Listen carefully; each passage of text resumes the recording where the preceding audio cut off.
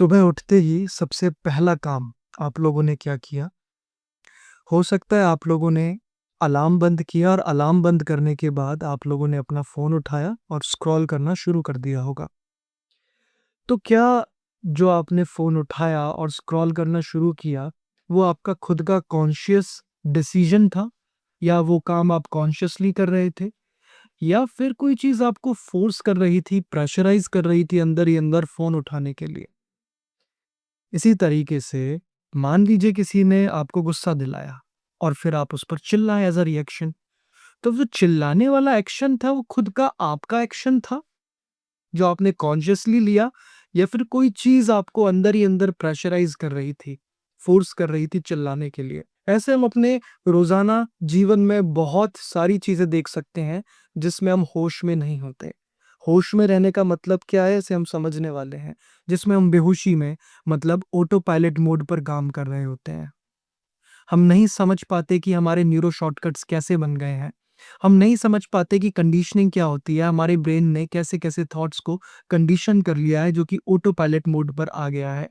Auto pilot mode जैसे मान लीजिए आप पढ़ाई कर रहे हैं, पढ़ाई करते हुए बोर हुए तो सीधा फ़ोन उठा लिया, नेटफ्लिक्स चालू कर दिया।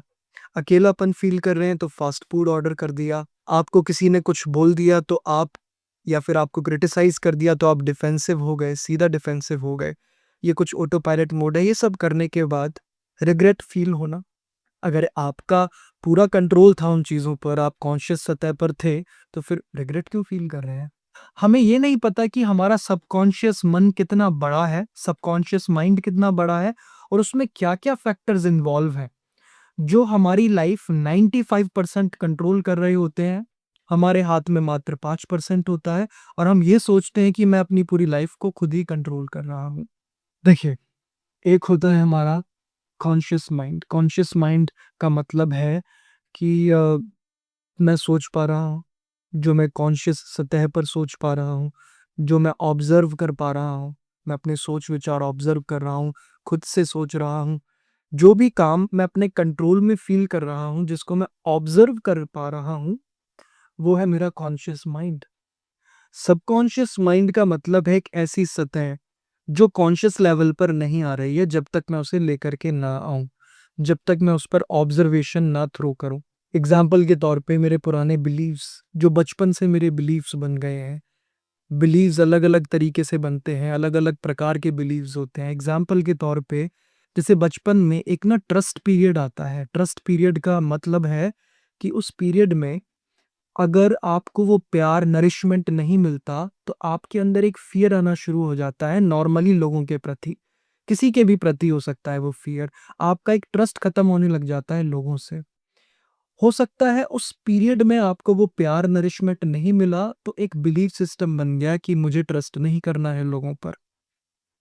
ऐसे ही आपके बहुत सारे बिलीफ सिस्टम बन चुके होते हैं। जैसे मान लीजिए आपके घरवालों ने या फिर किसी ने भी जो अटेंशन आपको चाहिए थी नहीं मिली। एग्ज़ाम्पल के तौर पे, बचपन में आपको अपने इमोशंस एक्सप्रेस करने थे, आपको रोना आ रहा था, आप रोए, लेकिन घर में से किसी ने बोला, "रोना नहीं, स्ट्रॉन्ग बन, अपने इमोशंस एक्सप्रेस मत कर, एक्सप्रेस नहीं करने होते वो इमोशंस।" अब वो बार-बार बोले जाने पर एक बिलीफ सिस्टम बन गया। एक एज तक जो भी हमसे बोला जाता है बार-बार, वो एक बिलीफ सिस्टम बन जाता है। वो बिलीफ सिस्टम बन गया, वो बिलीफ सिस्टम सबकॉन्शियस सतह पर है। लेकिन वो मेरे कॉन्शियस एक्शंस को, मेरे कॉन्शियस थॉट्स को पूरी-पूरी तरीके से कंट्रोल कर रहा है। इवन मुझे पता ही नहीं चल रहा कि जो मैं एक्शन ले रहा हूँ, जो मैं एक्ट कर रहा हूँ स्ट्रॉन्ग बनने की, मैं जो सप्रेस कर रहा हूँ अपने इमोशंस, वो उस बिलीफ सिस्टम की वजह से कर रहा हूँ प्रेज़ेंट मोमेंट में। आपके स्कूल में टीचर ने बोला तुम कैपेबल नहीं हो, तुम स्टूपिड हो, तुम्हें कुछ नहीं आता, बार-बार बोला गया, बिलीफ सिस्टम बन गया, सेल्फ एस्टीम डाउन चली गई, सेल्फ एफिकेसी लो हो गई। अर्थात मतलब कि अब आपको ये लग रहा है कि मैं तो किसी काबिल नहीं हूँ, सेल्फ कॉन्फिडेंस चीज़ों में गिर गया। समझ पा रहे हैं? तो इस तरीके से बिलीफ सिस्टम हमारा डेवलप हो गया, रहता है वो हमारे सबकॉन्शियस की सतह में। हम अपने खुद के कुछ norms, rules, principle based rules बना लेते हैं। कभी भी बना सकते हैं, बट वो धीरे-धीरे हम भूलते ज़रूर हैं, लेकिन वो हमारे सबकॉन्शियस में दबे रहते हैं। वो हमारे कॉन्शियस डिसीजंस को वहाँ से कंट्रोल करते हैं। हमारी पुरानी मेमोरीज़, मेमोरीज़ से जुड़े हुए इमोशंस, साथ-साथ कुछ ऐसी फीलिंग्स, इमोशंस जो मैंने सप्रेस की हों। सप्रेस करने का मतलब ये है, मेरे साथ कोई घटना घटी, अब मैं उसको सह नहीं पा रहा हूँ, मैं इमोशंस एक्सप्रेस नहीं कर पा रहा हूँ। मैंने क्या किया, उन इमोशंस को रिज़ॉल्व करने की जगह अपना दिमाग कहीं और लगा दिया, उनको वैलिडेट ही नहीं किया या फिर जानबूझ करके उन्हें दबा दिया। इसी को ही दबाना कहते हैं, इसी को ही सप्रेस करना कहते हैं। मान लीजिए ब्रेकअप हुआ, ब्रेकअप के बाद जो इमोशनल टर्बुलेंस आया, उसको मैं वैलिडेट नहीं कर रहा, एक्सेप्ट नहीं कर रहा, बिना एक्सेप्टेंस के साथ मैंने अपना मन कहीं और लगाना शुरू कर दिया, उस इमोशन को मैंने रिज़ॉल्व किया ही नहीं। ऑब्ज़र्वेशन की सतह पर रिज़ॉल्व कैसे करते हैं, उसी के बारे में हम आगे समझने वाले हैं। वो सप्रेस्ड इमोशंस हैं, वो मेरी लाइफ़ में अब बहुत ही बड़ा रोल प्ले करने वाले हैं। वो मेरे डिसीज़न्स को अल्टर करने में, मेरे डिसीज़न्स को बदलने में, कंट्रोल करने में पूरा-पूरा रोल निभाएँगे। अब जब भी मैं नए रिलेशनशिप के बारे में सोचूँगा या फ्यूचर में मेरी शादी, कुछ भी मेरा रिलेशनशिप वाला क्राइटेरिया आगे बढ़ेगा, तो वो वाला पार्ट जो छूट गया था, जो सप्रेस्ड था, अब अलग तरीके से यहाँ पर कंट्रोल करेगा मुझे। मैं बहुत सारे ऐसे न्यूरो शॉर्टकट्स बना देता हूँ। न्यूरो शॉर्टकट्स आदत ही होती हैं। न्यूरो शॉर्टकट्स हमने पिछली वीडियो में समझा था कि जब मैं कोई एक काम बार-बार करता हूँ, इवन सिर्फ़ बाहरी रूप से नहीं, जब मैं मानसिक रूप से एक काम बार-बार करता हूँ या एक पैटर्न बार-बार फ़ॉलो करता हूँ। अब मानसिक रूप से एक पैटर्न कैसे बार-बार फ़ॉलो किया जाता है? मैं पढ़ाई कर रहा हूँ, पढ़ते-पढ़ते मेरे फ़ोन की नोटिफ़िकेशन बेल बजी, जैसे ही बेल बजी सीधा मैंने फ़ोन उठा लिया। मैंने बीच में होश डेवलप नहीं किया, ऑब्ज़र्वेशन नहीं डाला, मैं रोक सकता था, नहीं रोका। अब मानसिक रूप से मैंने क्या किया, उस चीज़ को बार-बार फ़ॉलो किया, तो बीच में अगर ऑब्ज़र्वेशन वाला पार्ट पहले आता भी था, ऑब्ज़र्वेशन का मतलब फ़ोन उठाऊँ या नहीं उठाऊँ, इस थॉट को हटा दूँ या नहीं उठाऊँ, वो मैंने छोड़ दिया और मैं सीधा ऑटो पायलट पर आ गया कि अब सीधा फ़ोन उठाऊँगा। ऐसे बहुत सारे हम मेंटल पैटर्न्स के न्यूरो शॉर्टकट्स बना लेते हैं और उसे अनजाने में फ़ॉलो करते रहते हैं। हमारी जो दबी हुई डिज़ायर्स हैं, हमारी जो इच्छाएँ हैं, बचपन की इच्छाएँ हैं, चाहे वो सही इच्छाएँ हों, चाहे वो इलिसिट खराब इच्छाएँ हों, वो बहुत ज़्यादा प्रभाव डालती हैं आपके कॉन्शियस सतह पर, आपके बिहेवियर पर। बहुत ज़्यादा क्लैशेज़ होते हैं आपकी इच्छाओं में और आपके प्रिंसिपल्स में, जिसकी वज़ह से आपका एक नया वर्ज़न निकल के आता है। इसके बारे में हम फिर कभी बात करेंगे। ये थोड़ा कॉन्सेप्ट बढ़ जाएगा, बड़ा हो जाएगा। ये फ्रॉइड वर्ज़न है, सिगमंड फ्रॉइड का वर्ज़न, इस बारे में हम कभी और बात करेंगे। ये भी बहुत इम्पोर्टेंट टॉपिक है हम लोगों के समझने के लिए। तो देखिए, ऐसे ही कार्ल यंग के कुछ कॉन्सेप्ट्स हैं जिनमें से एक शैडो, मतलब कि पास्ट में जो भी घटनाएँ घटती हैं, वो हमारे प्रेज़ेंट में बहुत बड़ा प्रभाव डालती हैं। वो शैडोज़ के रूप में दब जाती हैं सबकॉन्शियस में। एग्ज़ाम्पल के तौर पर मान लीजिए आपने कुछ लोगों को देखा, वो शो ऑफ कर रहे हैं। शो ऑफ करने के बाद आप सोचने लगे कैसे लोग हैं, शो ऑफ तो मुझे बिल्कुल पसंद नहीं है। बट हो सकता है आपको शो ऑफ करना पसंद था, लेकिन आपने वो सप्रेस कर दिया। जब आपने सप्रेस कर दिया और आप दूसरों को देख रहे हैं शो ऑफ करते हुए, तो कहीं न कहीं वो इस प्रकार से प्रभाव डाल रहा है कि आपको वो पसंद नहीं आ रहा। कहाँ से सब शुरू हो रहा है? सबकॉन्शियस लेवल से। यहाँ पे वो शैडोज़ दबी हुई हैं। तो ये जो सबकॉन्शियस पार्ट है, जब तक इसे कॉन्शियस सतह पर नहीं लेके आते, ये आपको कंट्रोल करता रहता है।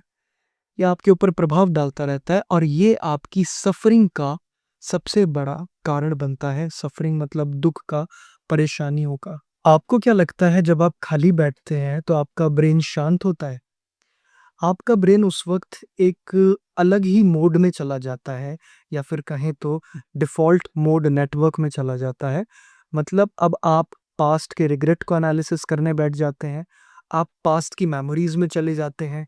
आप पास्ट से जो आपको खुशियाँ मिली, आप वो प्लेज़र्स सोचने लग जाते हैं। आप फैंटेसीज़ के बारे में सोचने लग जाते हैं, फ्यूचर में चले जाते हैं।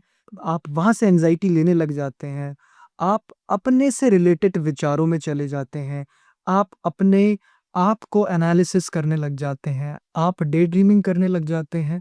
आप ये सोचने लग जाते हैं कि लोग आपके बारे में क्या सोचते हैं या फिर वो घटना घटी तो उसमें आपके बारे में उसने क्या सोचा होगा जब आपने उसका रिप्लाई दिया। कहने का मतलब है कि जब आप फ़ोकस्ड नहीं होते, आप कुछ काम नहीं कर रहे होते तब आप डीएमएन मोड में चले जाते हैं। हमारी सफरिंग का सबसे बड़ा एक और कारण है, वो है आपका डीएमएन। जब भी आप डीएमएन में होंगे, आप फिर से नई कंडीशनिंग करना शुरू कर देंगे। आप फिर से उन पुराने सबकॉन्शियस बिलीफ सिस्टम्स को और स्ट्रॉन्ग करना शुरू कर देंगे अनकॉन्शियसली। कैसे? देखिए, सबसे पहला पॉइंट तो यही है कि आप प्रेज़ेंट मोमेंट में नहीं होंगे, आप प्रेज़ेंट मोमेंट मिस कर रहे हैं और आप अपने आप को अननोइंगली ट्रेन कर रहे हैं बार-बार डे ड्रीमिंग करने के लिए, पास्ट में जाने के लिए, फ्यूचर में जाने के लिए, अगर आप उसे खींच करके वापस प्रेज़ेंट मोमेंट में नहीं लेकर के आते। दूसरा, आपका जो सबकॉन्शियस है, जो आपके स्टोर्ड बिलीव्स हैं या आपके सप्रेस्ड इमोशंस हैं, वो रॉ मटेरियल प्रोवाइड करेंगे डीएमएन को सुचवाने के लिए। पास्ट की एंग्जाइटीज, पास्ट के सप्रेस्ड इमोशंस आपके डीएमएन को फ्यूल देंगे, अनकॉन्शियसली देंगे। अगर आप ऑब्जर्वेंट नहीं है तो आप उस फिनोमेना को ऑब्जर्व नहीं कर पाएंगे। वो फ्यूल देंगे कि ऐसा ऐसा सोच, ये चीजें सोच। अब उस सोच के साथ क्योंकि फीलिंग चिपकी हुई है, एंग्जाइटी चिपकी हुई है, तो कहीं ना कहीं पुरानी किसी बात से निकल करके आ रही है, सप्रेस्ड चीज से निकल करके आ रही है, बिलीफ सिस्टम से। आपके पुराने जो मेंटल पैटर्न्स बन गए हैं, जो सबकॉन्शियस में स्टोर्ड हैं, वो निकल करके आ रहे हैं, जो डीएमएन को फ्यूल दे रहे हैं, थॉट दे रहे हैं सोचने के लिए। फिर डीएमएन वर्क कर रहा है कॉन्शियस लेवल पे, क्योंकि वो आपको सुचवा रहा है। उन थॉट्स में आप खो रहे हो, उन थॉट्स में आप अपने आप को बिल्कुल खोने देते हो, एक जैसा फील करते हो, एक गैप फील नहीं कर पा रहे हो आप, उसमें चिपकाव फील कर पा रहे हो, जिसकी वजह से कॉन्शियस एक्सपीरियंस जो आप फील करते हो, उसमें आप एंग्जाइटी फील करते हो, परेशानियां फील करते हो, सफरिंग फील करते हो, आप ओवर थिंकिंग करते हो, आप रिएक्ट करते हो और इस लूप में आप फंस जाते हो। तो बेसिकली आप लोग क्या कर रहे हैं, आप डीएमएन की वजह से आप अपने फ्यूचर के लिए और प्रेजेंट के लिए ट्रैप बना रहे हैं। आप नई-नई एक्सपेक्टेशंस बुन रहे हैं सोच-सोच करके अपने बारे में, जो फुलफिल होंगी, नहीं होंगी, नहीं पता। फुलफिल हो गई तो और नई एक्सपेक्टेशंस, नहीं हुई तो फिर रिग्रेट, गिल्ट, सेल्फ एस्टीम का डाउन होना। आप अपने पुराने शैडोज़ को और ज़्यादा मजबूत कर रहे हैं। आप अपनी पुरानी कंडीशनिंग्स को, बिलीफ सिस्टम्स को और ज़्यादा मजबूत कर रहे हैं। उस पर कॉन्शियस सोच-सोच करके, उस पर वर्क करके, एंग्ज़ायटी ले करके, परेशानी ले करके आप उस पर चिपकाव और ज़्यादा स्ट्रॉन्ग कर रहे हैं।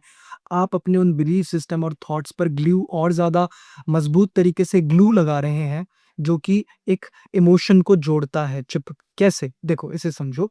देखिए, जब भी कोई विचार आता है आपके दिमाग में, वो अपने साथ ज़्यादातर एक फीलिंग लेकर के आता है। एक फीलिंग हो सकता है, बेचैनी की फीलिंग साथ में हो, एंग्ज़ायटी की फीलिंग साथ में हो सकता है, खुशी की एक्साइटमेंट वाली फीलिंग साथ में हो।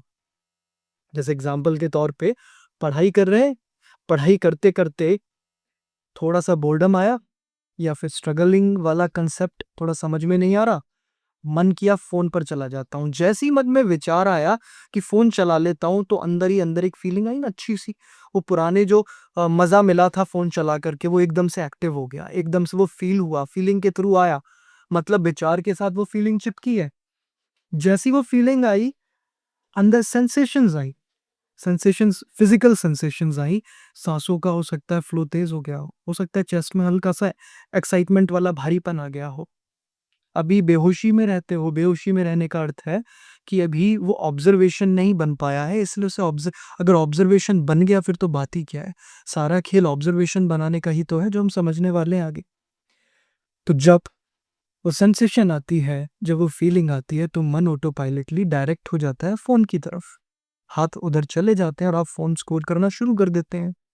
जब भी कोई इमोशन आता है, वो अपने साथ ब्रेकअप हुआ, ब्रेकअप होने के बाद अगर पास्ट की चीज़ों की याद आई, विचार के रूप में याद आएगी, जब भी डीएम खाली बैठोगे, जैसे ही वो याद आई, याद आने के साथ वो साथ में इमोशन, एक नेगेटिव इमोशन, दुःख वाला, बेचैनी वाला साथ में आएगा, जिसकी वजह से ट्रिगर होगा एक्शन। सेंसेशन भी रहेगी, भारीपन आएगा चेस्ट में, एक्शन होगा। एक्शन क्या है? कि मतलब और ज़्यादा परेशानी, रोना, और वापस इस चीज़ को आप डीएमएन की वजह से, क्योंकि आप सोच विचार तो डीएमएन मोड में ही कर रहे हो ये वाले, उसकी वजह से आप और ज़्यादा उस फीलिंग को उस विचार के साथ चिपका दोगे, अगर उसे दोबारा उस लूप में फँसोगे तो। मतलब कहीं न कहीं आप फिर से एक ट्रैप में फँसने वाले हो, अपने लिए एक नया ट्रैप बना रहे हो। इसको एक बहुत सिंपल एग्ज़ाम्पल से ऐसे भी समझ सकते हैं कि पास्ट में आपके साथ कोई घटना हुई, घटना में जो एनवायरमेंटल रिएक्शन था वो ठीक नहीं था। एग्ज़ाम्पल के तौर पे कि आप पहली बार स्टेज पर गए कुछ बोलने, लेकिन बहुत सारी भीड़ देख कर के आप घबरा गए, अटक गए, लोगों ने आपका मज़ाक उड़ाया, तो एक नेगेटिव इमोशन वहाँ सिचुएशन के साथ चिपक गया। अब दोबारा जब भी उस सिचुएशन को फेस करोगे, तो विचार तो वो आने वाला है पुराना, उसके साथ वो इमोशन आएगा। अब हम घबरा एक्चुअली विचारों की वजह से नहीं जाते। हम जो दुःख फेस करते हैं, वो विचारों की वजह से नहीं करते। हम दुःख फेस करते हैं जो विचारों के साथ कंडीशन्ड फीलिंग्स होती हैं, इमोशंस होते हैं, उसकी वजह से। एग्जाम्पल के तौर पे मान लीजिए आप 5th स्टैंडर्ड में फेल हो गए थे और जब आप फेल हुए थे तो आपको बहुत दुख हुआ क्योंकि घर वालों ने भी आपको डाँटा, आपकी पिटाई की। दूसरा आपके दोस्त आपको बिल्कुल फेलियर की नज़र से देख रहे थे। टीचर्स ने भी आपको बहुत सुनाया, तो वो पीरियड आपके लिए बहुत दुखमय हो सकता है। आप सफ़रिंग वाला हो सकता है क्योंकि जब भी आप 5th स्टैंडर्ड में फ़ेल होने के बाद 6th में आए, वो विचार आया कि मैं फ़ेल हो गया था, दुःख आ सकता है उसके साथ। लेकिन क्या अब वो विचार आएगा तो दुःख आएगा लौट कर के? नहीं आएगा, क्योंकि वो जो विचार था उसके साथ जो दुःख चिपका हुआ था, जो फ़ीलिंग चिपकी हुई थी, वो डिफ्यूज़ हो गई समय के साथ-साथ। समझ पा रहे हैं? इसके मतलब हम जो सफ़र करते हैं, वो सफ़र करते हैं विचारों की वजह से नहीं, विचारों के साथ जो इमोशन चिपके रहते हैं। तो फिर समाधान क्या है? सॉल्यूशन क्या है? देखिए, जब भी आप विचारों के साथ, फीलिंग्स के साथ खुद को इन्वॉल्व रखते हैं, आप उसके साथ एक चिपकाव फ़ील करते हैं, तब तक वो बॉन्ड और ज़्यादा मज़बूत होता रहता है। वो आपके लिए ट्रैप बनाता है या फिर इसे ऐसे कहें, जब-जब आप बेहोशी में जीते हैं, बेहोशी मतलब आप कॉन्शियसली एक्शंस नहीं ले रहे, आप ऑटो पायलट मोड पर जी रहे हैं।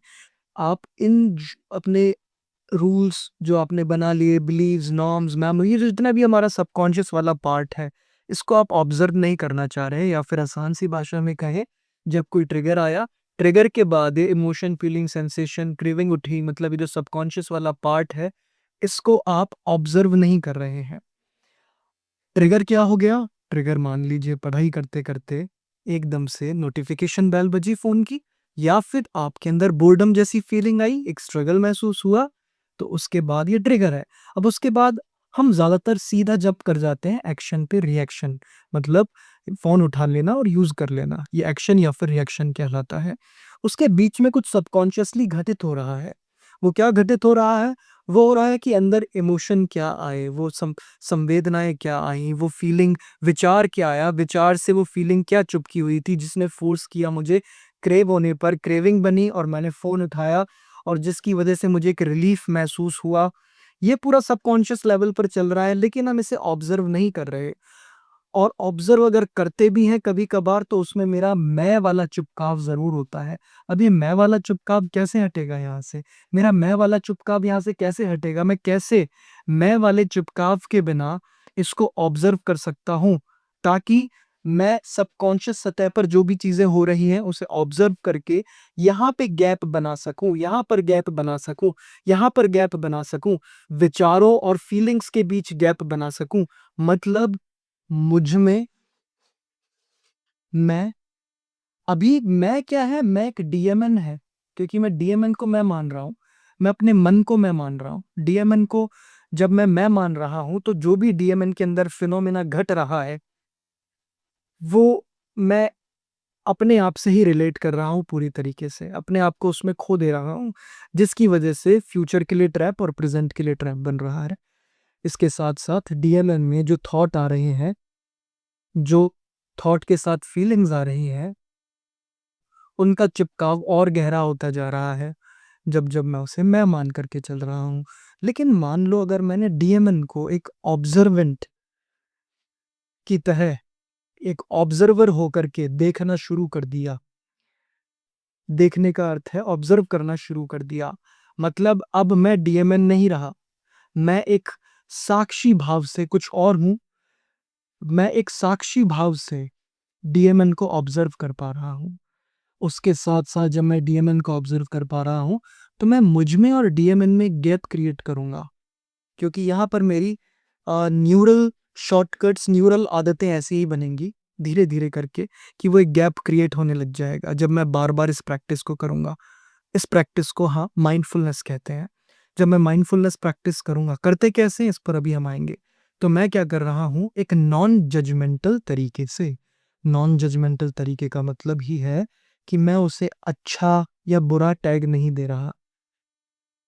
एग्जाम्पल के तौर पे मैं अपनी सांसों पर माइंडफुली ध्यान दे रहा हूँ, फोकस कर रहा हूँ अपनी सेंसेशंस पर, ब्रीदिंग माइंडफुलनेस की प्रैक्टिस कर रहा हूँ। प्रैक्टिस करते करते मेरा मन फटाक से किसी थॉट पर चला गया, मतलब डीएमएन एक्टिव हो गया। जैसे ही डीएमएन एक्टिव हुआ, मेरा मन किसी थॉट पर गया, मेरे को रियलाइज हुआ कि अरे, मैं तो ये प्रैक्टिस कर रहा था। जैसे ही मेरे को रियलाइज हुआ मैं प्रैक्टिस कर रहा था, तो मेरा एक साक्षी भाव वाला पैटर्न खुल गया कि अब मैं उसमें इन्वॉल्व नहीं हो रहा, मैं उसे ऑब्जर्व कर रहा हूँ कि वो एक अलग चीज हो रही है, एक अलग घटना घट रही है। जैसे ही मैंने उसे एक अलग घटना घटते हुए देखा, तो एक बीच में गैप बनना शुरू हो गया और मैंने रीडायरेक्ट कर लिया अपने मन को, अपने फोकस को रीडायरेक्ट कर लिया वापस ब्रीदिंग पर। मतलब एक सबकॉन्शियस मैंने मैसेज भी भेजा कि ये जरूरी नहीं है, और एक गैप क्रिएट होना शुरू हो गया। और जैसे-जैसे मैं इस प्रक्रिया में मजबूत होता जाता हूँ, मैं नए न्यूरल शॉर्टकट्स, नई न्यूरल आदतें बनाना शुरू कर देता हूँ, जो कि माइंडफुलनेस से रिलेटेड है, जो कि साक्षी भाव से रिलेटेड है।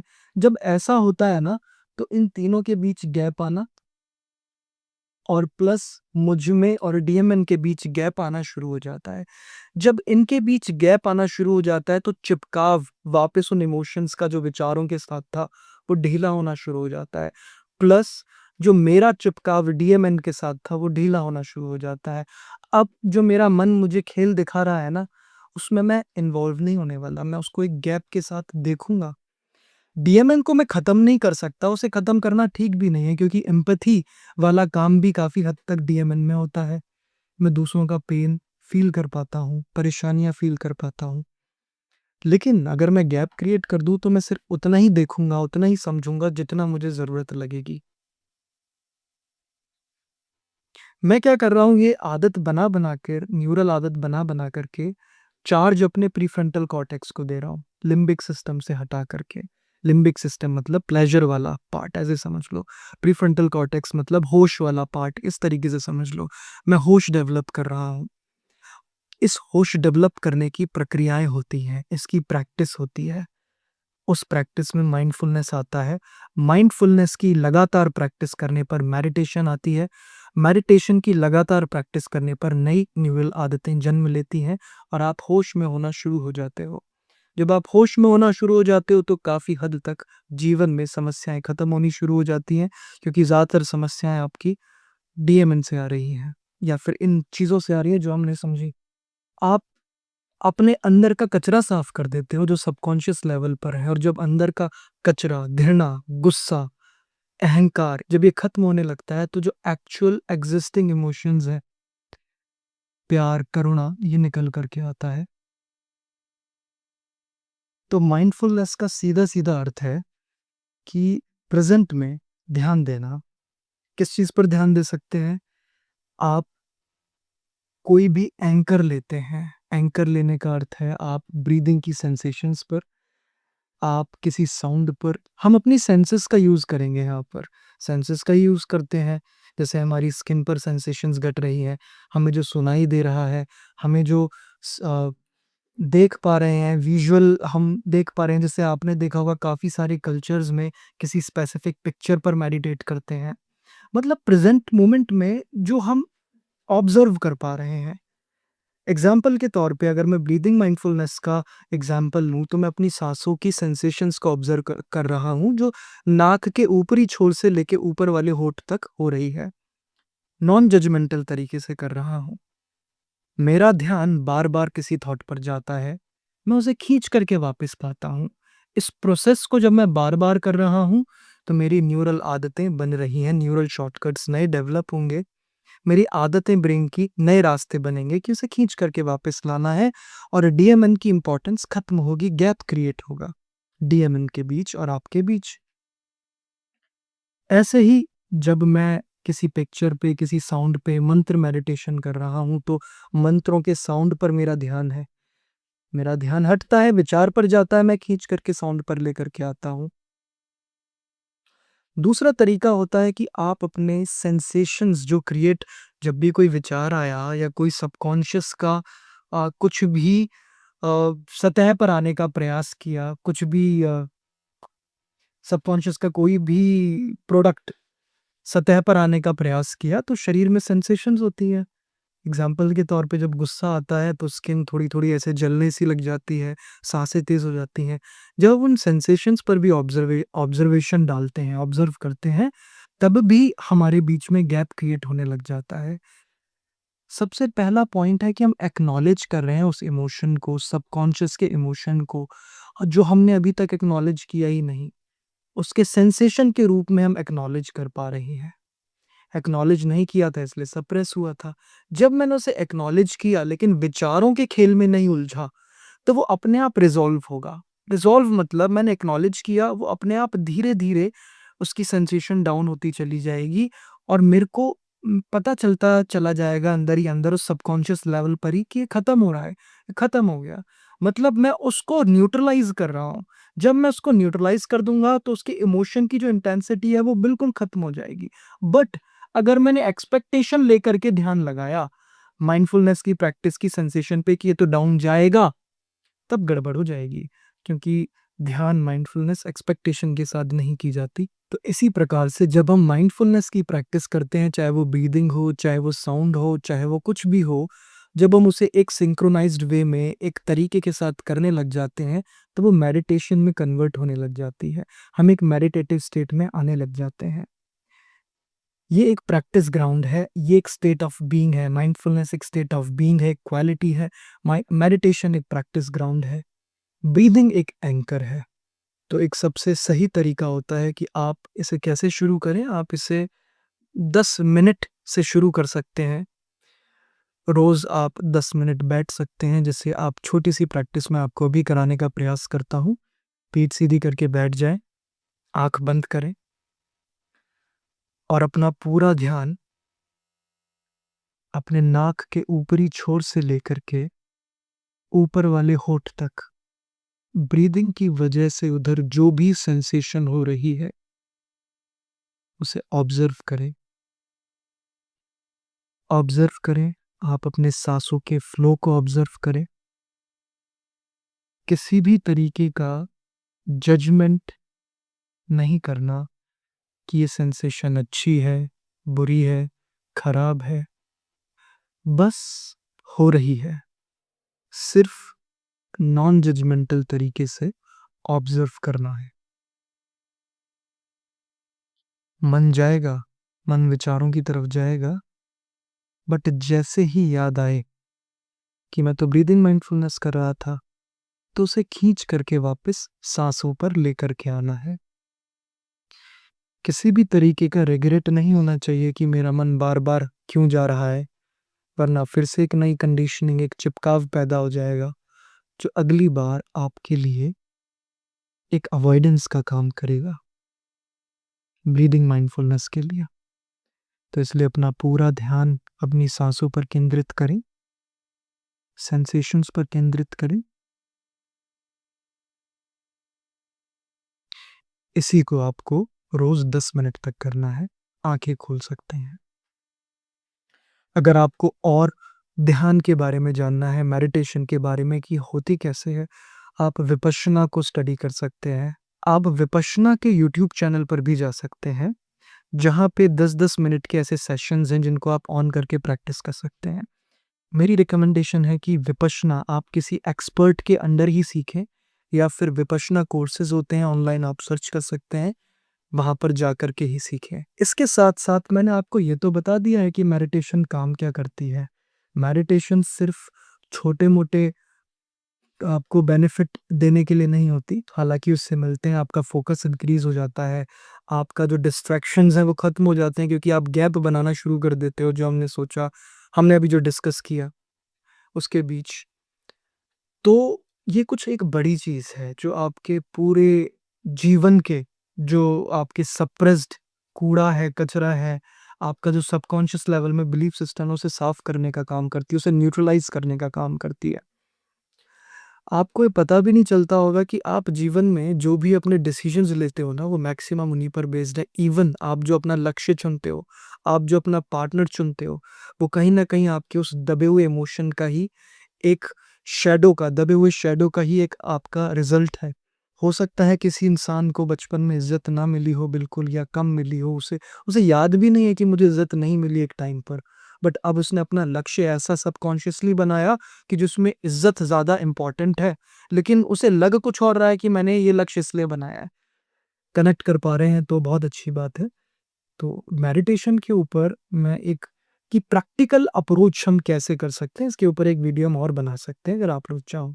अब जब आप माइंडफुलनेस की प्रैक्टिस करने लग जाएँगे, अब आप अपने आप को, अपने ब्रेन को प्रिपेयर कर लेंगे कि आप अपनी दैनिक ज़िंदगी में, रोज़ की ज़िंदगी में भी होशपूर्वक काम कर पाएँ, ध्यान में रह पाएँ।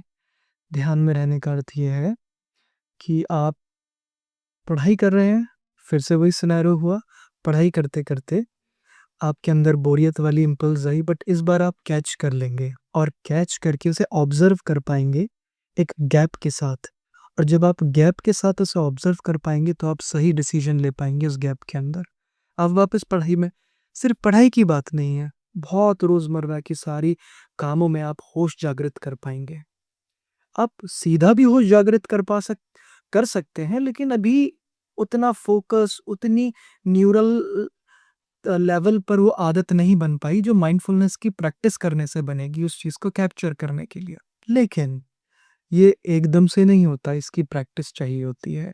जब आप ध्यान करते हैं, माइंडफुलनेस की प्रैक्टिस करते हैं, तब आप बोर्डम को भी एम्ब्रेस कर रहे होते हैं, क्योंकि उस शुरू के लिए वो आपके लिए एक बोरियत भरा काम है।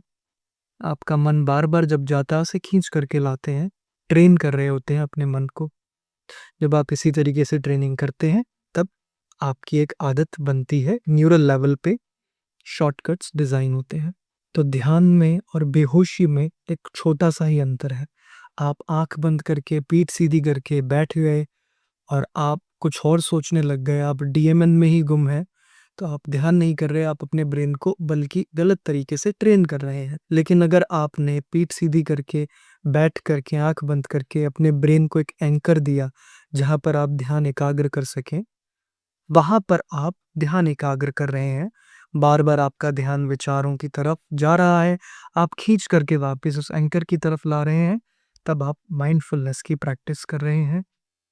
पहला वाला सिनेरियो कभी-कभार रिलैक्सेशन के लिए ठीक होता है, रिलैक्स होने के लिए कि आपने कोई गाना चला लिया, आप कुछ विज़ुअलाइज़ करने लग गए। लेकिन दूसरा सिनेरियो आपके लिए माइंडफुलनेस के लिए है, ध्यान के लिए है, मेडिटेशन के लिए है।